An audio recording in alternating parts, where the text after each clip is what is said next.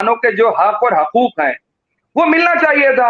आपने उसको जो है बहुत ज्यादा हक हकूक मिल चुके हैं ना। पर्सनल अटैक मत कीजिए, पर्सनल अटैक समझ नहीं, में मैं आता है पर्सनल नहीं कर रहा हूँ आपके ऊपर। से जो लोग जाके स्टेट में जो भी गवर्नमेंट है उनसे बात करेंगे वो हम तय करेंगे, आप लोग हमको मत समझाइए।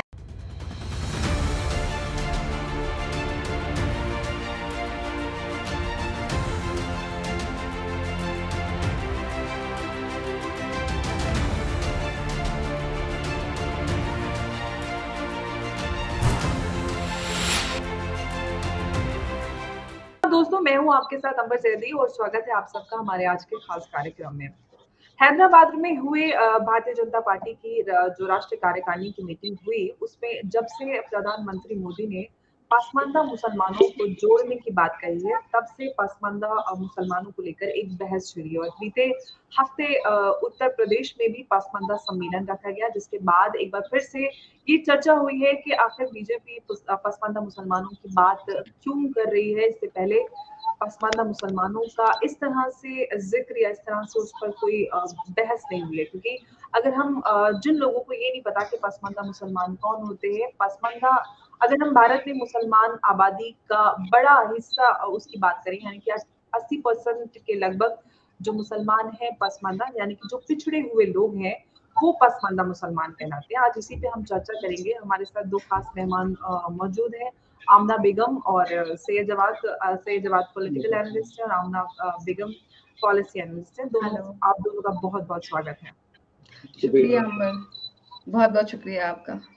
जी आमना, मेरा पहला सवाल आपसे है कि सच कमेटी की रिपोर्ट के अनुसार भारत में जो पसमानदा मुसलमान हैं उनकी स्थिति काफी खराब है और काफी इनफैक्ट ये भी कहा जाता है कि दलितों से भी बदतर है। इसके पीछे का आप क्या कारण देखती हैं कि इतनी जो स्थिति है वो इतनी ज्यादा खराब है? स्थिति खराब होने की वजह ये है कि कभी ये बात एक्नॉलेज ही नहीं की गई कि ये जो हिरार्की होती है वो मुस्लिम समाज में भी एग्जिस्ट करती है। हमेशा बातें की गई कि एक मुस्लिम आइडेंटिटी बनाया गया। जब मुस्लिम आइडेंटिटी बनाया गया तो जो लोग मुस्लिम आइडेंटिटी के वॉइस बने वो ज्यादातर या हमेशा, मतलब मैं तो कहती हूँ कि हमेशा ही एक अशराफ कम्युनिटी से लोग आते थे।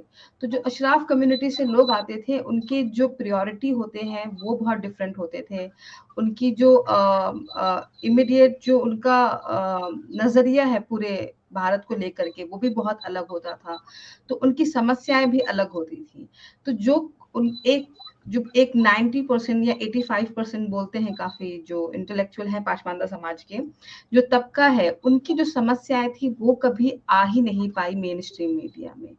तो मेन स्ट्रीम मीडिया को जब ये डिस्कशन ही नहीं हो रहा था, जब ये बातें ही नहीं हो रही थी कि एक इतना बड़ा तबका है जो पाशमानदा कम्युनिटी है और उनकी जरूरियात ही बिल्कुल अलग है अशराफ कम्युनिटी से, तो उस पर काम कैसे होता। फिर भी मैं बोलती हूँ कि सच्चे कम्युनिटी की रिपोर्ट आने के बाद ओबीसी रिजर्वेशन दिया गया। ओबीसी रिजर्वेशन जब आया भी था मुस्लिम कम्युनिटी में, ये बहुत ही इंटरेस्टिंग बात है कि जो मुस्लिम कम्युनिटी के उस टाइम लीडरशिप थी वो बड़ी अगेंस्ट पहले थी कि नहीं हमारे यहाँ तो होगा ही नहीं रिजर्वेशन एंड ऑल। फिर जब ये मुस्लिम्स में ओबीसी को मिलने लगा तब उनका एक नया नारा आया कि नहीं सारे मुस्लिम को दो, सारे मुस्लिम्स को दो। एंड अफसोस की बात यह है कि most of the Pasmanda Muslim even have no idea, उनको आइडिया ही नहीं कि उनको रिजर्वेशन भी मिलता है एजुकेशन के अंदर या बाकी जॉब्स वगैरह में, उनको पता ही नहीं है। तो वो खुद चले जाते हैं उस रैलीज में जहाँ कहा जाता है कि मुस्लिम को रिजर्वेशन दो। तो क्योंकि अनअवेयरनेस है, एक पूरा ऑर्गेनाइज लीडरशिप नहीं है, कभी उनसे उस तरह से कम्युनिकेशन नहीं होता, वो हमेशा वोट बैंक की तरह इस्तेमाल होते हैं। ये बहुत बड़ा एक रीजन मुझे लगता है। और उनकी समस्या को और सोशल जस्टिस को कभी जो हमने एड्रेस नहीं किया, उस रीजन से कभी पाशमानदा मुस्लिम मेन स्ट्रीम में नहीं आ पाए एंड इतना सफर कर रहे हैं। जी अच्छा जवान, मेरा सवाल आपसे है कि ये दावा किया जाता है कि इस्लाम में कोई इस तरह का जाति और धर्म में कोई वर्गीकरण नहीं है, इस तरह का मतभेद नहीं है। इसके बावजूद भी हम इस बात से क्या इनकार कर सकते हैं कि मुस्लिम समाज में पसमानदा मुसलमानों के साथ जो असमान व्यवहार किया जाता है उसको क्या हम इग्नोर कर सकते हैं या उसको जुटला सकते हैं? अंबर देखिए, मैं भी मुस्लिम कम्युनिटी से आता हूँ, आप भी आते हैं और हम तीनों ही मुस्लिम कम्युनिटी से आते हैं। तो इस्लाम के अंदर जो है वो कास्टिज्म नहीं है। जब हम मस्जिद के अंदर जाते हैं तो हमें खुद नहीं पता होता कि बगल वाला हमारा कौन बैठा हुआ है या हमारे दाएं कौन बैठा हुआ है, हमारे जो नमाज पढ़ाने वाले इमाम होते हैं वो कौन होते हैं। हमें इस्लाम के अंदर तो ये नहीं सिखाया गया। लेकिन हाँ, जो खास तौर पे हिंदुस्तानी मुसलमान है, पाकिस्तानी मुसलमान है, बांग्लादेशी मुसलमान है, इनके अंदर जो कल्चरिज्म था, जो लोग कन्वर्ट होकर के आए, वहां कास्टिज्म ज्यादा था। और कास्टिज्म का जब आप उठाएंगे, चैप्टर को पढ़ेंगे, तो उसके ऊपर कल्चर ज्यादा हावी हो जाता है। आप जो लोग बहुत से हिंदू कम्युनिटी से होकर के आए, तो उनका एक कल्चर था कि वो अपने कल्चर को नहीं छोड़ पा रहे थे। जैसे अगर आप जाएंगे कि पंजाबीज जो है वो पंजाबीज के अंदर ही ज्यादातर शादियां करते हैं। अगर उनसे कहें कि साउथ के अंदर चले जाइए तो साउथ के अंदर नहीं। और हमारे यहाँ के अंदर भी मैं अगर इस बात को बात करूं कि पश्चिमी उत्तर प्रदेश का कल्चर जो है वो बिल्कुल डिफरेंट है। वो जाट कम्युनिटी का, मुसलमानों में भी जाट होते हैं, उसके बाद चौधरीज भी होते हैं, जो कहलाते हैं मलिक भी होते हैं, और उधर भी होते हैं। इधर जब आ जाएंगे तो आपको पूर्वांचल की और पश्चिमी उत्तर प्रदेश की कोई भी कल्चर नहीं मैच करता एक दूसरे से। तो इस्लाम के अंदर तो नहीं है। लेकिन हाँ, बीजेपी ने इस बार क्या कर रखा है, मैं इसके पीछे की सियासत को भी जानता हूं और बखूबी जानता हूं। अभी तक क्या हुआ है कि मुसलमानों ने अपना लीडर कोई चुना ही नहीं। मैं आप अगर सच्चाई बात करूं कि मुस्लिम कम्युनिटी ने लीडर चुना ही नहीं। और बीजेपी आरएसएस की एक हमेशा से आइडियोलॉजी रही है, आप पढ़िए, आप लिखिए, आप जो है आईपीएस बनिए, आईएएस बनिए, अच्छे वकील बनिए, चीजें, लेकिन लीडर मत बनिए। जहां लीडरशिप की बात आएगी आप अपने हक और हकूक की बात मान लेंगे।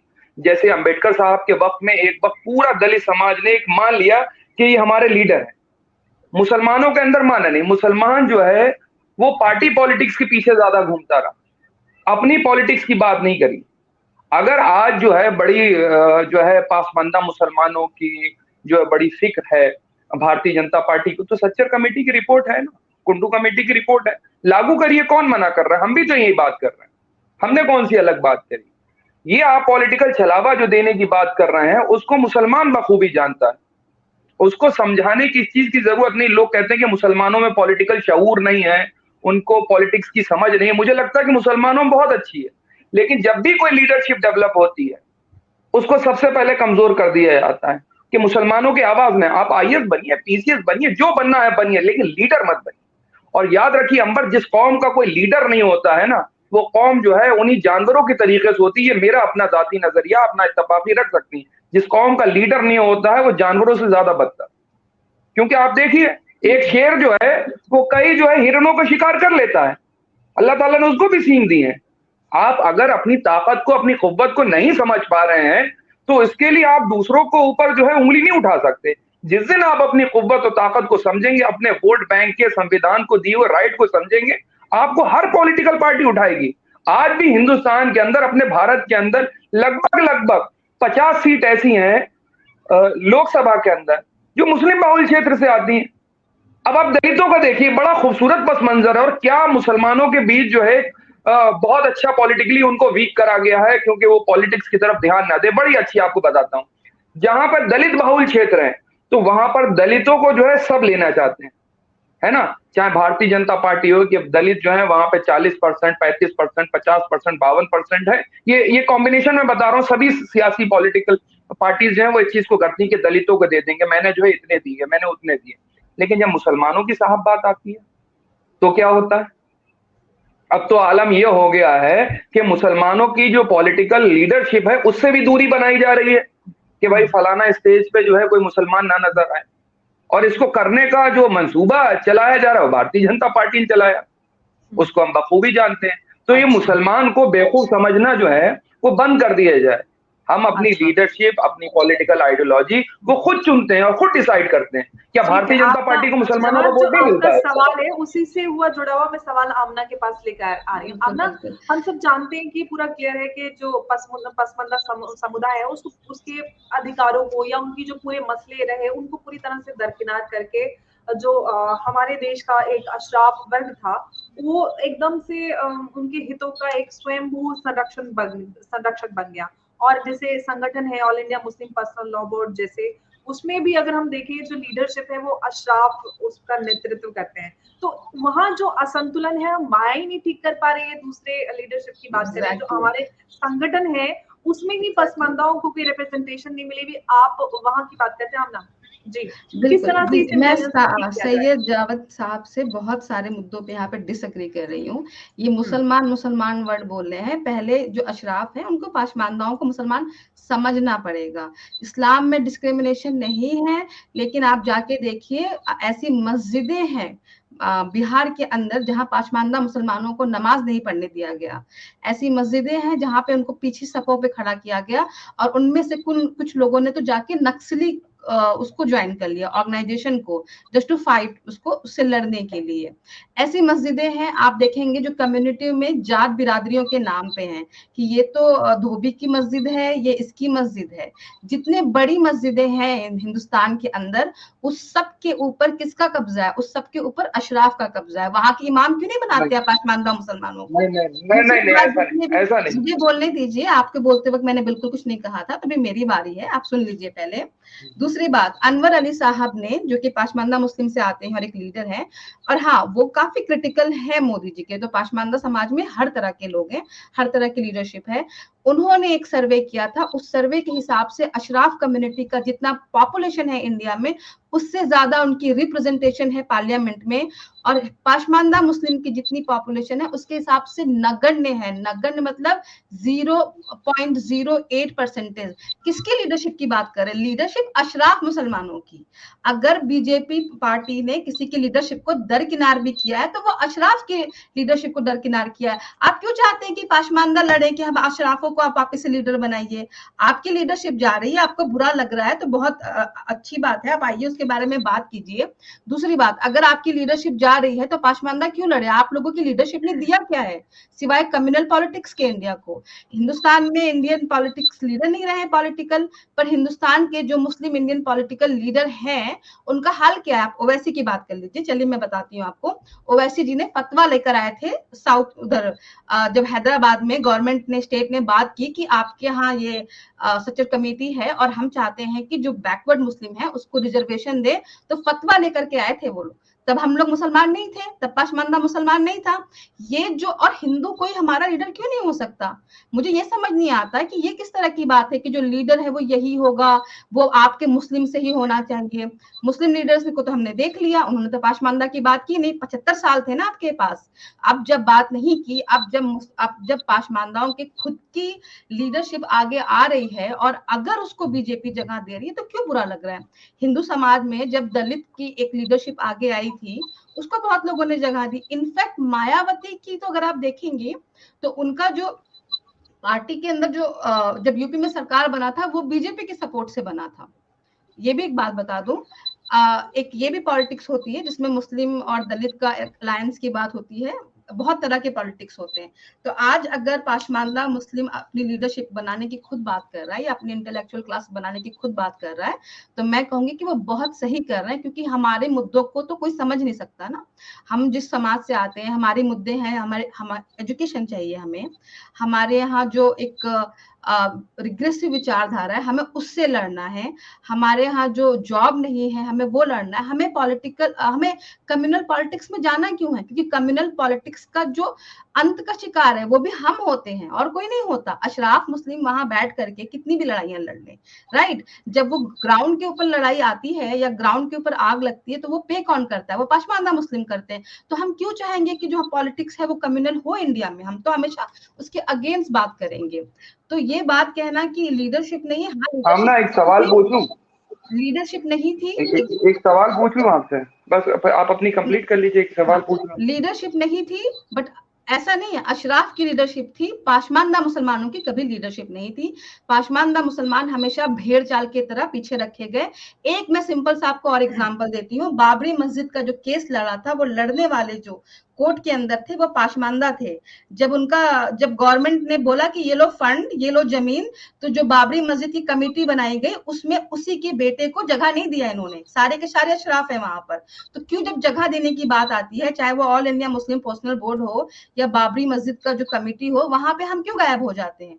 तो हमारे साथ तो नाइंसाफी हमारे कम्युनिटी के अशराफ ने किया। और अगर आज बीजेपी हमारे पास आती है हाथ मिलाने, हम तो हर तरह से निग्लेक्टेड थे, तो हम क्यों नहीं जाएंगे वहां पर? हम बिल्कुल पहले अपना हक देखेंगे। कौन हमारी कम्युनिटी का भला सोच रहा है, हम उस बारे में क्यों नहीं सोचेंगे? बिल्कुल सोचेंगे। जायज बात है आमना जी। मैं सवाल, हाँ, मेरा सवाल आमना, मैं एक सवाल पूछूं आपसे। आप पासमानदा हैं, आप पासमानदा हैं या मुसलमान है? अगर आप मुसलमान है तो पासमानदा नहीं है। आप बताइए, आप मुसलमान है या पासमानदा? हिंदुस्तानी पासमानदा मुसलमान हूँ। ये कैसे कह सकते हैं आप कि आप मुस्लिम है तो आप हिंदुस्तानी नहीं है? मैं हिंदुस्तानी हूँ, मैं मुस्लिम हूँ, तो मैं हिंदुस्तानी हूँ, मैं पासमानदा हूँ, मैं मुस्लिम हूँ और मैं औरत हूँ। बस, तो ये सारी आइडेंटिटी है मेरी। ये अब आपने अपनी आइडेंटिटी को इस तरीके से, मेरा आइडेंटिटी ये है कि भाई मैं जो हूँ मुसलमान हूँ और हिंदुस्तानी मुसलमान हूँ, दो ही आइडेंटिटी है।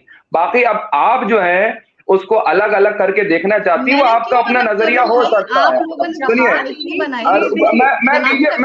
सुनिए, सुनिए, आप बीजेपी को सपोर्ट करिए, आप किसी भी पॉलिटिकल पार्टी को सपोर्ट कर दीजिए, इसमें मैं ये नहीं कह रहा हूं कि बुराई है। हम बात कर रहे हैं सामाजिक न्याय की, बात कर रहे हैं सामाजिक न्याय की। जब आप सच्चर कमेटी की रिपोर्ट उठा के पढ़ेंगे उसमें इसी का जिक्र है, हम भी उसी की बात कर रहे हैं कि आपको मुसलमानों के अंदर जो रिजर्वेशन है अनुसूचित जनजाति का, आप उसके अंदर लेकर के आइए। तो किसने मना कर रखा है? हम ये थोड़ी ना कह रहे हैं कि सुनिए, अच्छा सुनिए, अगर बीजेपी आपके पास आ रही है, अनुसूचित जनजाति को पहले से रिजर्वेशन है, पहली बात। सुनिए मोहतरमा, दूसरी मेरी बात कंप्लीट होने दीजिए। रिजर्वेशन है, आपको जब पता नहीं है तो आपको मुझे पता है। एक ही लड़ाई है दलित मुसलमानों की, वो भी इन पासमानदा इंटेलेक्चुअल उसमें अपनी आवाज उठाए हैं। मैं छोटी सी चीज बोल दूं आपको? बिल्कुल बोलिए। सुनेंगी? मैं छोटी सी है, भारतीय जनता पार्टी इख्तिदार में है, अलग अलग यूपी में भी उनकी गवर्नमेंट है, उसके बाद आपकी मध्य प्रदेश में भी गवर्नमेंट है, उसके बाद आपकी जो है उत्तराखंड में भी गवर्नमेंट है, और जो है कर्नाटक के अंदर है। जब वो बात करते हैं पासमानदा मुसलमानों की, जिनके अंदर जो है और भी कौम आते हैं, आज तक एक दलित चीफ मिनिस्टर दे पाए हो? जब वो दलितों का उत्थान नहीं कर पाते हैं, जब वो दलितों की राह लेकर के जो है पॉलिटिकल लेकर के उनकी जो है वोट लेकर के उनका चीफ मिनिस्टर नहीं दे पाते हैं, तो मुसलमानों का उत्थान करेंगे जो आए दिन मुसलमानों की। सुन लीजिए, अच्छा सुन लीजिए, अगर आपको आइडेंटिटी पॉलिटिक्स की बात करनी है तो उन्होंने दलितों को मैं आपको आप पॉलिटिक्स के ऊपर वर्क करती हैं तो मैं आपको दूसरा बता रही हूँ इस चीज को। अच्छा जवाब, मेरा सवाल आपसे है कि हमने देखा है कि अशराफ वर्ग जो कि हमने देखा है, जो कि सपोजिटली लीडरशिप क्लास कही जाती है, उनको हम चाहे CNRC हो, हिजाब हो या इस तरह के कितने भी मुद्दे हो, उनको भड़काने में, उनको आगे ले जाने में वो पूरा समाज नजर आता है, और पीछे पीछे उनके आ जाते हैं हमारे पासमानदा जो पीछे पीछे नारेबाजी करते हैं, और इन पूरे जब ये पूरी हिंसा भड़क जाती है तो उसमें घायल भी होते हैं, मारे भी जाते हैं। ये तो बिल्कुल नई चीज लेकर के आई। मैं समझ गया आपका सवाल क्या है। आप मेरे सवाल आगे भी सुन लीजिए ना। आज जबकि अशराफ वर्ग के हम देखते हैं कि वो बड़ी यूनिवर्सिटीज में उनके बच्चे पढ़ते हैं, बड़े बड़े संस्थानों में जाते हैं। ये क्यों होता है कि अशराफ जो मुसलमान है उनको पासमानदा मुसलमानों की जान इतनी सस्ती लगती है कि बस उनको CNRC और इस तरह की हिंसाओं में भड़काने के लिए, मरवाने के लिए ले जाते हैं। जितनी भी हिंसाएं होती हैं उसमें ज्यादातर जो मरने वाले होते हैं, घायल होने वाले होते हैं, ज्यादातर पासमानदा मुसलमान है। तो भड़काने का काम होता है, लीडरशिप जब हिस्सेदारी देने की बात आती है तो तब सब कुछ गायब हो जाता है। जी जवाब। ये लिंचिंग जिनकी हुई है, जितने भी लोगों की अभी तक हिंदुस्तान में लिंचिंग हुई है और किसने करी वो सब जानते हैं, तो फिर उनके बारे में क्या कहेंगे आप? कभी उनके बारे में पता करी कि उनकी कास्ट क्या थी? कभी किसी ने बात करी उनके लिए? और CNRC की बात करूं, मैं भी सुन लीजिए, अरे नहीं बात करता है ना मोहतरमा, हम लोग भी कुछ ना कुछ पॉलिटिकल एक्टिव है, बात रखते हैं, पढ़ते हैं, और बगैर पढ़े नहीं आते हैं। दूसरी बात बताऊं आपको, CNRC का प्रोटेस्ट के अंदर क्या ये देखा गया कि पासमानदा मुसलमान कौन है? उसका CA का तो विरोध पूरे दुनिया के अंदर हुआ। इंग्लैंड के अंदर बड़ी बड़ी यूनिवर्सिटीज हैं, मेरी बहन यहाँ पे बैठी हुई हैं, वो बताएंगी कि वहां पर कौन से जैसे मुसलमान थे या क्रिश्चियन थे या कौन लोग थे, वो हमसे ज्यादा लॉ को जानने वाले लोग थे। बड़ी बड़ी हार्वर्ड के अंदर हुआ, उसके लिए क्या कहेंगे? पूरी दुनिया के अंदर जितनी बड़ी बड़ी ऑर्गेनाइजेशन थी, चाहे वो इंडियन कम्युनिटी से बिलोंग करते नहीं थे, उनका साथ दिया लोगों ने, तो उसके लिए आप क्या कहेंगी? देखिए, जो सियासी पहलू है मैं उसको समझाने की कोशिश कर रहा हूँ।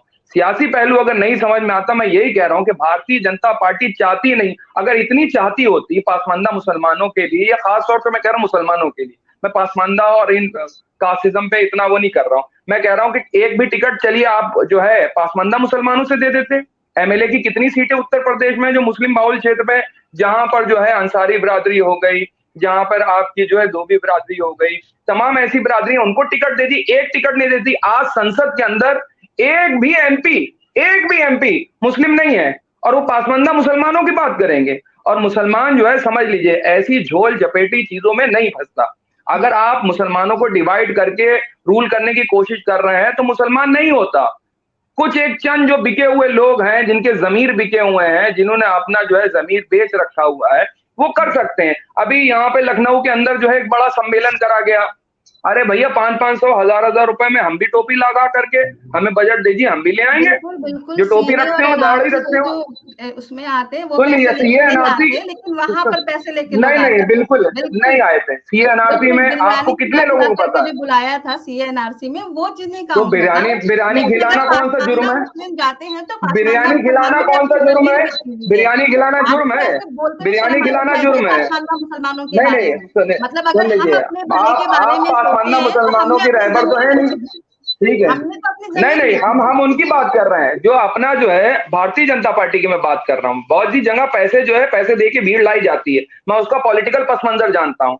तो आप और मुझको आप प्लीज उस चीज पॉलिटिकल की आप अपनी पसमानदा राय जानते रखिए। हैं, तो एक बात ये है कि और जब सुनिए, इन्होंने आप मेरी बात से नाइतफाकी भी जाहिर करिए, इस चीज की आजादी है।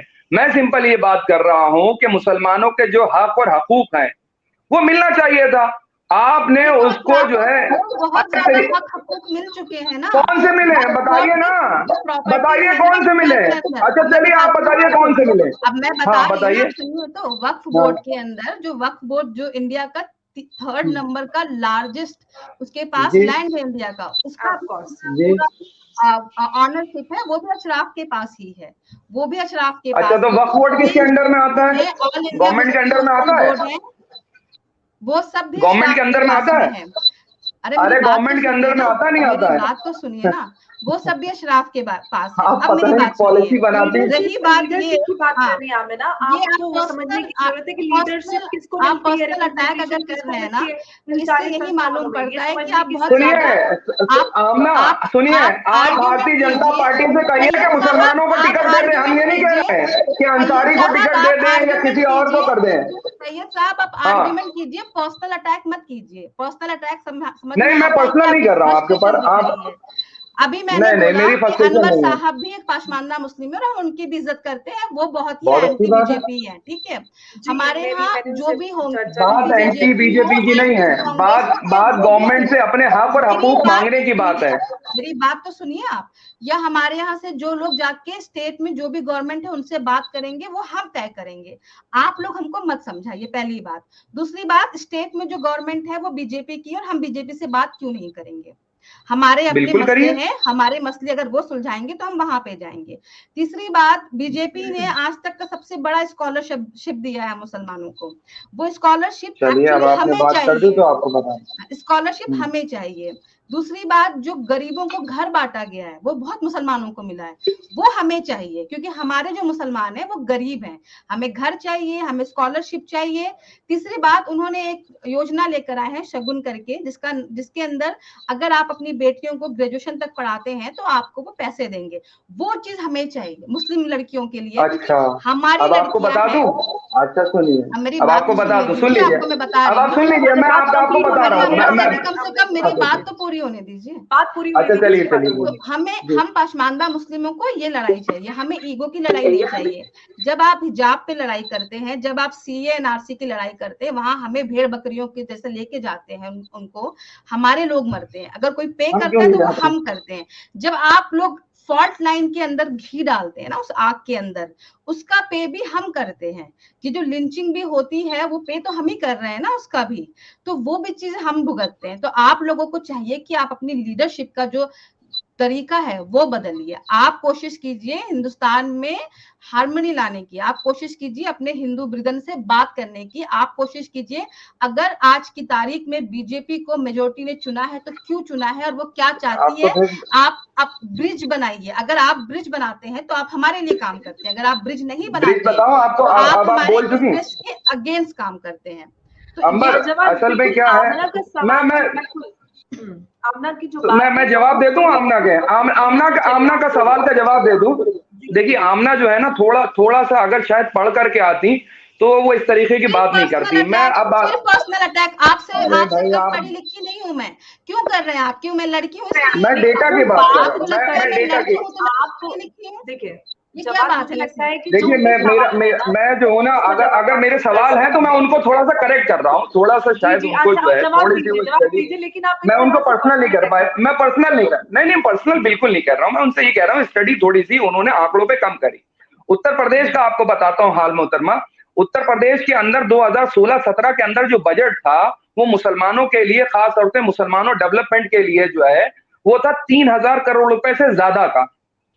आगे बात समझ में, 3,000 करोड़ रुपए से ज्यादा का बजट था, जिसमें मुसलमानों की स्कॉलरशिप होगी, मुसलमानों के लिए एजुकेशन होगी, 10 से लेकर 12 तक की एजुकेशन कैसी होगी, उसके लिए पूरा 3,000 करोड़ का बजट था 2017 और 16 का, जब गवर्नमेंट जा रही थी। फिर उसके बाद योगी जी की गवर्नमेंट आती, निरंतर लगातार जो है बजट कम कर दिया गया।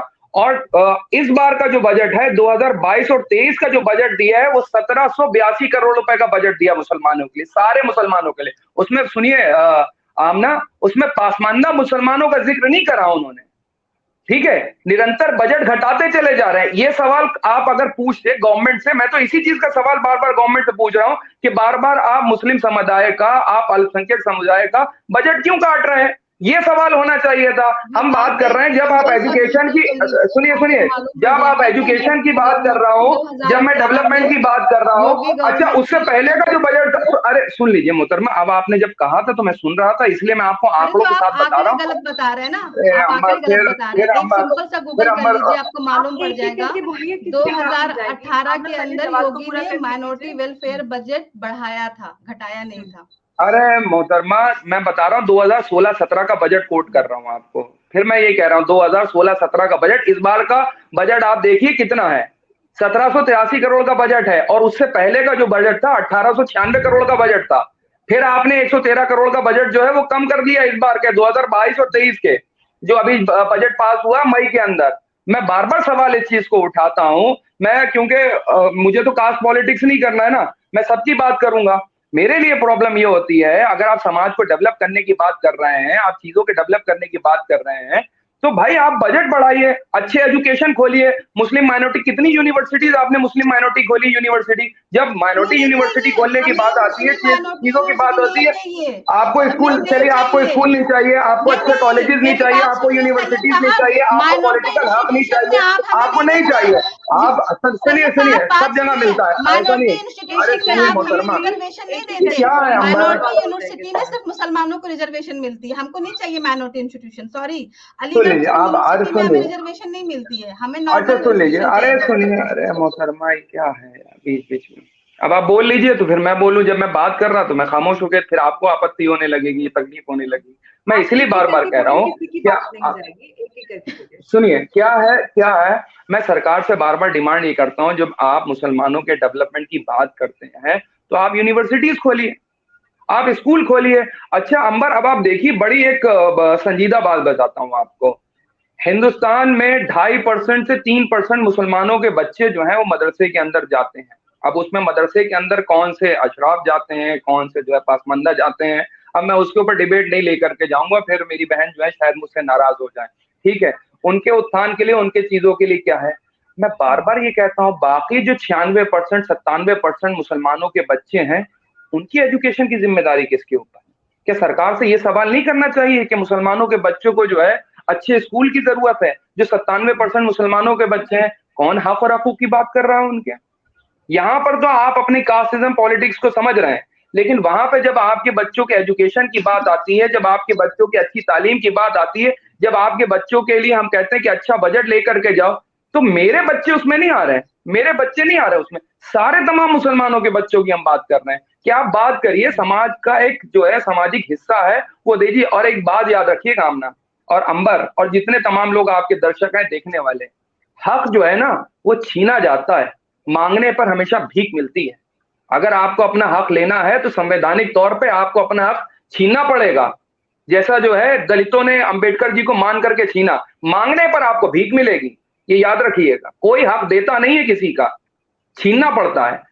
जरूर आपकी नाराजगी हो सकती है किसी एक वर्ग से लेकर के, चीजों से लेकर के, लेकिन इसका मतलब ये नहीं है कि हमारी जो है आइडियोलॉजी या हमारी पॉलिटिकल आइडियोलॉजी या डिफरेंसेस जो है वो अलग दिशा में जाएंगे, बिल्कुल नहीं। अच्छा, भारतीय जनता पार्टी के छलावे के अंदर मुसलमान नहीं आएगा। ठीक अच्छा, है। मेरा अभी मैं आमना से बोलूं? सवाल है। अच्छा, आमना एक सवाल मैं आपसे करना चाहती हूँ, या आप जी कुछ कहना चलिए मैं सवाल करती हूँ। आमना, हम सब जानते हैं कि जो पसमानदा, इनफैक्ट मैं ये कहूँगी बहुत कम लोग जानते हैं जो पसमानदा समाज की जो प्रॉब्लम्स हैं, जो उनके इश्यूज हैं, उनके बारे में जो हमारे देश के अन्य वर्ग हैं उनको बहुत कम मालूम है। इनफैक्ट अब जब से ये चर्चा शुरू हुई है तो लोगों को ये भी पता चला है कि पसमानदा मुसलमान भी होते हैं। मैं आपसे ये जानना चाहती हूँ कि आखिर किस तरह की वो कोई आंदोलन चलाया जाए, या किस तरह से और अन्य वर्गों को आपकी जो स्थिति है उसके बारे में अवगत कराया जाए, और साथ ही साथ किस तरह से जो मुस्लिम ऑर्गेनाइजेशंस है या लेजिस्लेचर है, या फिर हम पार्लियामेंट में बात करते हैं, किस तरह से जो रिप्रेजेंटेशन है पसमानदा की उसको आगे हम बढ़ा सकें। ये दो मेरे पॉइंट है आपसे। ये दोनों सवाल के जवाब देने से पहले मैं दो बात बोलूंगी कि माइनॉरिटी वेलफेयर का जो परसेंटेज है वो 2018 के अंदर यूपी के अंदर उसका बजट बढ़ा था। अगर आप गूगल करेंगे तो आपको बिजनेस उसके आर्टिकल्स मिल जाएंगे, पहली बात। दूसरी बात, जब बात कर रहे हैं कि हमारे एजुकेशन इंस्टीट्यूट, तो हम बिल्कुल भी इसके सपोर्ट में नहीं है कि हमें माइनॉरिटी एजुकेशन इंस्टीट्यूशन चाहिए, क्योंकि वहां हमें जो रिजर्वेशन एक नॉर्मल इंस्टीट्यूशन में ओबीसी के नाम पे मिलता है वो तक नहीं मिलता है, बिकॉज वो माइनॉरिटी रिजर्वेशन होता है। उस माइनॉरिटी रिजर्वेशन में मोस्टली अशराफ के ही लोग आते हैं वहां पे। आप इसके लिए हमारे पास डेटा है, हमारे पास एएमयू का डेटा है, वो मैं आपके साथ शेयर कर सकती हूँ। वहाँ की टीचिंग स्टाफ, वहाँ की नॉन टीचिंग स्टाफ और वहाँ के स्टूडेंट, उन सब में जो ज्यादातर लोग हैं वो जनरल मुस्लिम हैं जो उनको रिजर्वेशन मिला है। तो जो पाशमानदा मुस्लिम है वो बहुत गिने चुने जा पाते हैं। उससे बहुत अच्छा हमारे लिए है कि हमें जब ओबीसी की कैटेगरी में, एसटी की कैटेगरी में रिजर्वेशन मिलता है तो, या फिर ये मुस्लिम समाज के अशराफ लोग ये चीज तय करें कि अगर हम माइनॉरिटी रिजर्वेशन भी लेते हैं तो उसमें हम पाशमानदाओं को अलग से एक रिजर्वेशन देंगे कि नहीं, आपका इतना हिस्सा है और अशराफ का इतना हिस्सा है, तो हम सिर्फ माइनॉरिटी इंस्टीट्यूशन के नाम को सपोर्ट करेंगे। तो एक तो ये बात। दूसरी बात, जब बात करते हैं गरीब और पाशमानदा मुसलमानों के बच्चों की, तो राइट टू एजुकेशन में पाशमानदाओं के बच्चे भी आते हैं, but unfortunately same minority institution के अंदर राइट टू एजुकेशन भी नहीं मिलता है। वो बोलते हैं हम माइनॉरिटी इंस्टीट्यूशन है तो हम नहीं देंगे, उसकी भी एक्चुअली हमें लड़ाई लड़नी है। तो बल्कि एक नॉर्मल स्कूल के अंदर जो माइनॉरिटी स्कूल में नहीं आता है, वहां राइट टू एजुकेशन के नाम पे पाशमानदा के बच्चे जा सकते हैं। लेकिन पहुंचाने का काम करने के लिए जितने लोग हमें चाहिए, जो जाके पाशमानदा मुसलमानों के बच्चों को बता सके कि तुम एक अच्छे स्कूल में पढ़ सकते हो, इस तरह के लॉज और चीजें गवर्नमेंट ने आपके लिए पॉलिसीज बनाई हैं, वो नहीं हो पाता है ग्राउंड पे। तो मोस्टली उनको अवेयरनेस ही नहीं है कि उनके राइट्स है क्या, और उसको पाने के लिए वो क्या चीज कर सकते हैं, कैसे उसको एक्सेस कर सकते हैं, वो बहुत बड़ा गैप है। वहीं पर आपका जो ये सवाल था अभी, जो आपने पूछा कि क्या किया जाए, तो मेरे हिसाब से ग्राउंड पे बहुत काम करना पड़ेगा। ग्राउंड पे काम करने से पहले एक अवेयरनेस लानी पड़ेगी। एक अवेयरनेस ये लानी पड़ेगी कि ये जो इनइक्वालिटी है, ये जो सोशल जस्टिस है, ये कहीं बाहर से नहीं आ रहा, ये विद इन द फोल्ड हमारे है। इसके पीछे बहुत रीजन है, वो रीजन मैं इतना नहीं डिस्कस करना चाहूंगी क्योंकि टाइम लिमिटेशन है, बट वो है, वो एग्जिस्ट करती है। आप उसको सबसे पहले एक्नॉलेज कीजिए। इनफैक्ट बीबीसी ने एक सर्वे किया था और उन्होंने बताया कि with in Muslim fold untouchability भी कुछ लोग प्रैक्टिस करते हैं, यहाँ तक लेवल है, कुछ परसेंटेज है जो नहीं खाना पसंद करता, छूना तक पसंद नहीं करता है, मतलब जो दलित मुस्लिम है। एक हलाल खोर कम्युनिटी है, उसके ऊपर काफी डॉक्यूमेंट्री बनी हुई है, अगर आप चाहें तो आप देख सकते हैं, जहाँ मस्जिद में उनके लिए वजू करने का लोटा भी अलग रखा जाता है। तो इस तरह की जो चीजें हैं वो आनी चाहिए मेन पटल पे, सबको पता होना चाहिए।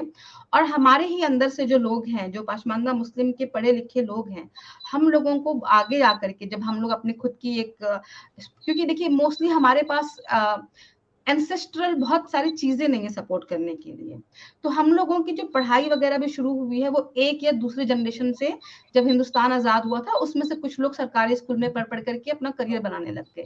तो अभी जैसे मैं सेकेंड जनरेशन हूँ जो एजुकेशन पा रही है, तो अब जब हम लोग एजुकेशन पा रहे हैं तो आफ्टर अ पॉइंट हमें जाके ग्राउंड पे काम करना पड़ेगा, इसके ऊपर रिसर्च पेपर लिखने पड़ेंगे ताकि इस इशू को मेन स्ट्रीम मीडिया में भी रजिस्टर किया जा सके कि ये एक बहुत बड़ा इशू है।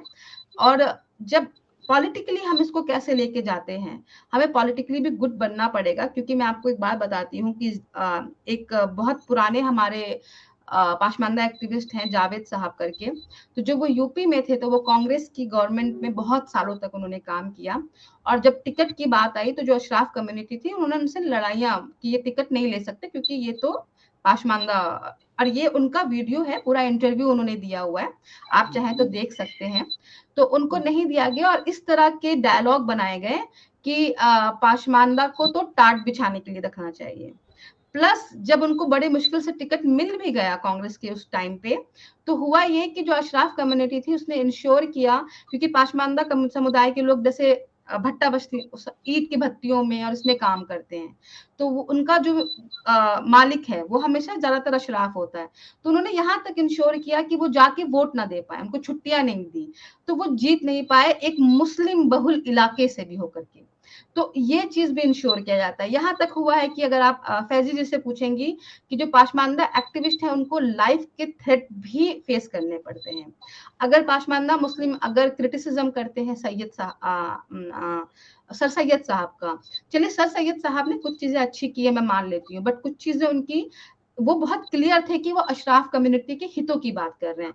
उन्होंने साफ साफ बोला कि पाशमानदा मुस्लिम बदजात मुस्लिम है, जो मेरी कास्ट है, यानी हम जो बुनकर समाज है अंसारी, हमें बोला गया कि ये बदजात मुस्लिम है क्योंकि अंसारी मुस्लिम राजी नहीं हो रहे थे पाकिस्तान के लिए, और सॉरी वो लड़ाइयां लड़ रहे थे ब्रिटिश गवर्नमेंट के खिलाफ।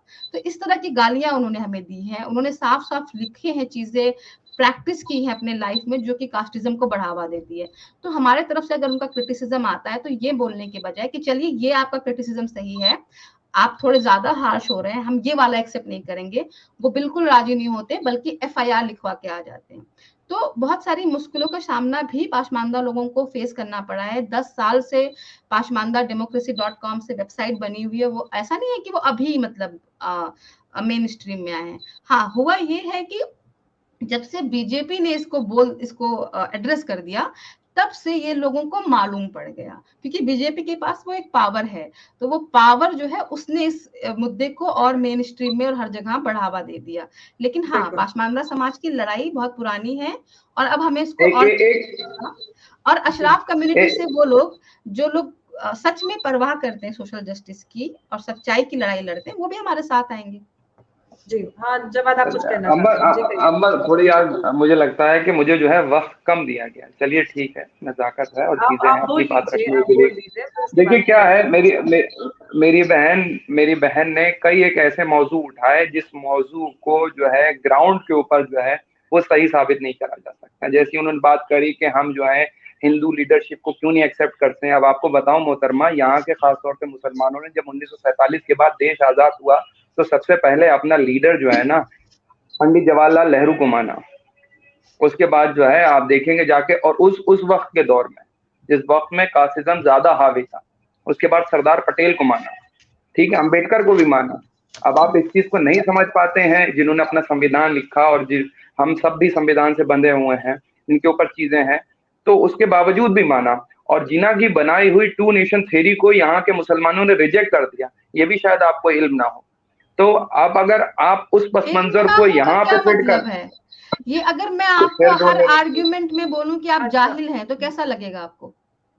आप बोलिए, अपना आर्ग्यूमेंट दीजिए मुझे, बट आप प्लीज मुझ पे पर्सनल कमेंट ना कीजिए कि आपको इल्म ना हो। मुझे बिल्कुल इल्म है, आपको उसको काउंटर आर्ग्यूमेंट चाहिए होगा तो मैं आपको दूंगी, बट आप प्लीज पर्सनल कमेंट मत कीजिए, बस इतनी सी आपसे गुजारिश है। जी बोलिए। नहीं, मैं पर्सनल नहीं कर रहा था, आपको पर्सनल लगने लगा तो मैं उसके लिए माजरत चाहता हूँ। देखिए मैं अपनी बात रखूंगा फिर बीच में रख दी जाएगी। मैं इसीलिए बता रहा हूँ कि मैं लीडरशिप की बात, देखिए नहीं मैं नहीं कर रहा हूँ। वो अगर पर्सनल ले रही मेरी हर एक बात को तो मैं उसके लिए माजरत चाह रहा हूँ। मैं आपके ऊपर बिल्कुल भी पर्सनल नहीं हो रहा। मेरा कहने का मतलब है जो इस तरीके की आइडियोलॉजी रखते हैं उनके लिए मैं बता रहा हूँ। बहुत से लोगों का आपका मैसेज जाएगा कि भाई यहाँ के सैयदों ने या पठानों ने बड़ा जुल्म और ज्यादती कर दी, तो मुझे ऐसा आज तक फील नहीं हुआ। क्योंकि मैं भी जो है जब आप, क्योंकि जो आप बात कर रही हैं हमारे यहाँ यूपी के अंदर जो हमारे इमाम साहब थे नमाज पढ़ाने वाले, मैं उनको भी बखूबी जानता था, उनकी कास्ट को भी जानता था। उनके पीछे बड़े बड़े सैयदजादे, बड़े बड़े पठानजादे जो उनके पीछे नमाज पढ़ते थे। तो शायद अब आपको इस चीज का जो है थोड़ा सा और जो है स्टडी करना चाहिए थी। लेकिन बहरहाल चलिए, जब आपने ये मौजू उठा दिया तो उस मौजू को जो है मुझे भी काउंटर करना है, और आप अपनी बात जो है ना इत्तेफाकी मेरी बातों से बिल्कुल जो है जाहिर रख सकती हैं। आप मैं बात करता हूँ, जब आप बीजेपी की बात करती हैं, बीजेपी ने इस मुद्दे को उठाया, नो डाउट बीजेपी का प्रचार प्रसार तंत्र बहुत मजबूत है, बहुत ज्यादा एडवर्टीजमेंट है, और उनके पास इसी चीज की ताकत है कि डिवाइड एंड रूल जो अंग्रेजों की पॉलिसी दी हुई थी वो आज भी चलते हैं।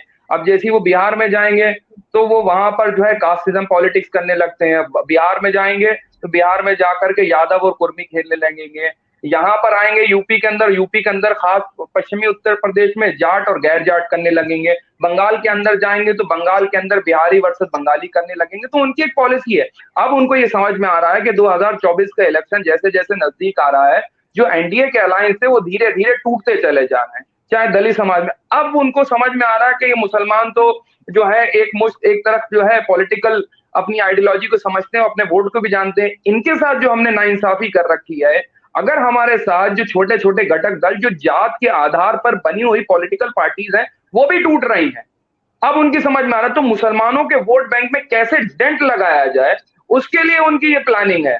मैं सियासी पहलू बहुत अच्छे जानता हूं। अब आप देखिए नीतीश कुमार भी छोड़ करके चले गए, मायावती भी छोड़ करके चली गई, और मुसलमानों ने अपना लीडरशिप आज तक चुना ही नहीं है, तो इसीलिए वो डेंट लगाने के लिए आ रहे हैं। लेकिन किसी के कहने से कुछ होगा नहीं।